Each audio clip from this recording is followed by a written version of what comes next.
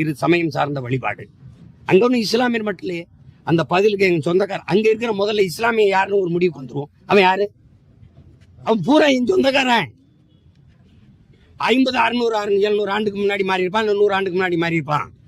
அங்க இருக்கிறோம் பூரா கல்லரு, மறவரு, அகமுடையரு, தேவேந்திரரு, நாடாரு, கோனாரு, இதெல்லாம் மாறி இருக்கான். நீ அவனை போய் திடீர்னு வந்துகிட்டு நீ வேற்றுக்கிறதுல இருந்து அப்படி அந்த சிக்கந்தர் மலையில இறக்கி விட்ட மாதிரி போயிட்டு இருக்கிற. நான் என் சாமியை கும்பிட உரிமை இருக்கு மாதிரி என் பங்காளி என் சொந்தக்காரனுக்கு அவன் ஏற்றுக்கான், அவன் கும்பிடுறதுக்கு இது இருக்கு. நாங்கள் இது வரைக்கும் பிரச்சனை வரலையே. அப்படின்னா இந்த அரசு தரப்பு வளர்க்குறீங்க என்ன வாதிட்டு இருக்கணும்? அது தப்பு. நீங்க இந்த மாதிரி கொடுத்தீங்கன்னா மத நல்லிணக்கத்திற்கு சான்றா இருக்கிற இடம். பல சமூகங்கள் ஒற்றுமையா வாழ்ந்துகிட்டு இருக்கிற இடத்துல ஒரு சிக்கலை உருவாக்கும். சட்டம் ஒழுங்கு பிரச்சனை வரும். தேவையில்லாம கொடுக்க கூடாது. மீறி நீங்கள் கொடுத்தால் மாண்புமிகு மேன்மைமிக்க நீதி அரசர் அவர்களே, ஏதாவது பிரச்சனை சட்டம் ஒழுங்கு பிரச்சனை அதுக்கு நீதிமன்றமே பொறுப்பு ஏற்கணுங்கிற வாதத்தை இந்த அரசு வழக்கறிஞர் எடுத்திருந்தா அங்க ஆர்ப்பாட்டத்துக்கு போராட்டத்துக்கு அனுமதி கொடுக்கப்பட்டிருக்குமா?